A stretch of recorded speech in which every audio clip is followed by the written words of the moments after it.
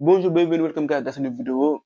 Les gars, ce soir, on a assisté à un grand match de football entre la meilleure équipe de l'histoire, le Real Madrid, et le tenant du titre City, qui est très certainement la meilleure équipe d'Europe actuellement. J'ai vu un très beau match de football.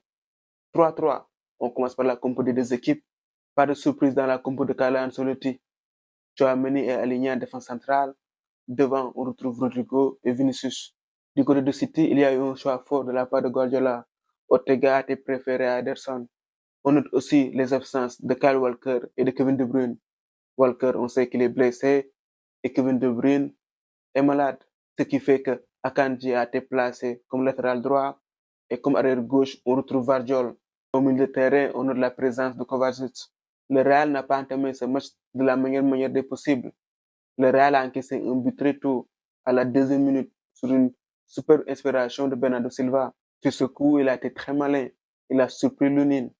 Lunin, pour moi, sur ce but, il est fautif. Après ce but encaissé, le Real Madrid a pris un peu de temps pour se remettre bien en place les idées en tête. Mais le Real, avec beaucoup de calme, a su réagir. D'abord par Camavinga. Cette action, il a été très audacieux. Il a pris le risque. Comme on dit, la chance sourit aux audacieux. Et une minute après, Rodrigo donne l'avantage au Real. Rodrigo qui a été trouvé par Vinicius. Les deux là, sur ce match, ils ont très bien combiné. Rodrigo, dans ce match, il a essentiellement joué côté gauche. Vini a été recentré. À deux, ils ont fait douter la défense de City. Ils ont fait du mal à cette défense. En premier mi-temps, City a eu plus le ballon, mais le Real a été plus dangereux. City a été gêné par le bloc mis en place par Carlo Ancelotti. Il n'y avait pas assez de vitesse pour mettre en difficulté cette défense. Le Real, dans ce match, n'a pas cherché à jouer à la baballe. À chaque récupération du ballon, le Real cherchait à faire mal. En premier mi-temps, le Real aurait pu faire le break. C'est pour ça que je me dis, à la fin de ce match, le Real peut nourrir des regrets.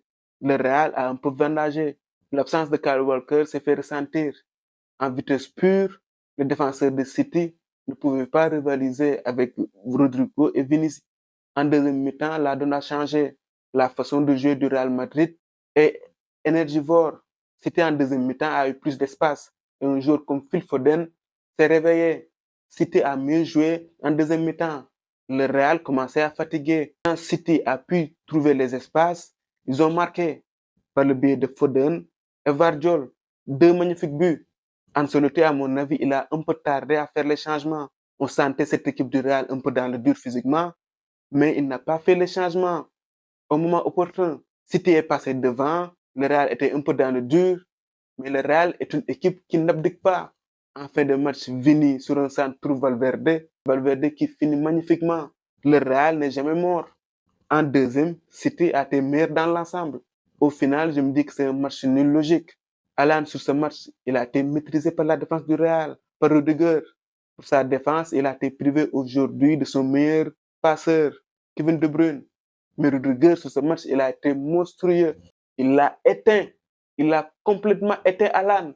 Je veux rien savoir. Actuellement, Rudiger, c'est le meilleur défenseur au monde. C'est un mur.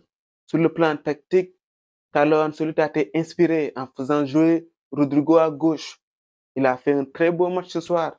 Il a apporté du danger. Et il a très bien combiné avec Vini. Jude Bellingham sur ce match, sur le plan offensif, il n'a pas été inspiré. Ce soir, il a joué un rôle plus ingrat. Il est allé au marquage. Il a beaucoup défendu. Camavinga, j'ai aimé son match. Très bon match. Il a ratissé beaucoup de ballons au milieu de terrain.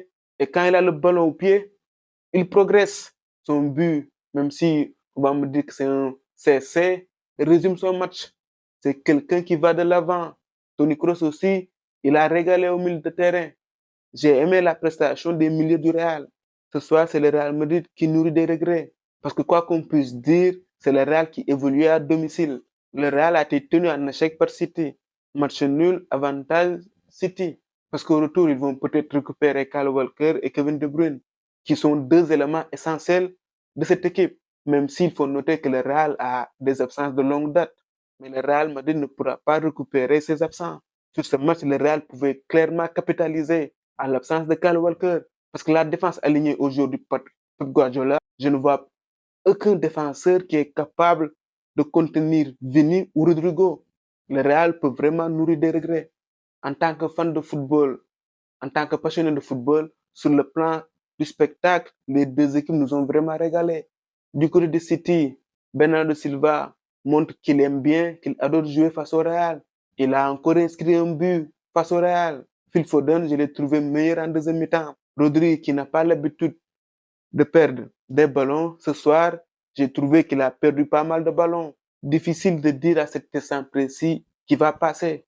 C'est un match digne d'une finale de Ligue des Champions. Voilà, c'est tout pour cette vidéo. On se retrouve pour d'autres vidéos. À très bientôt. For the love of football.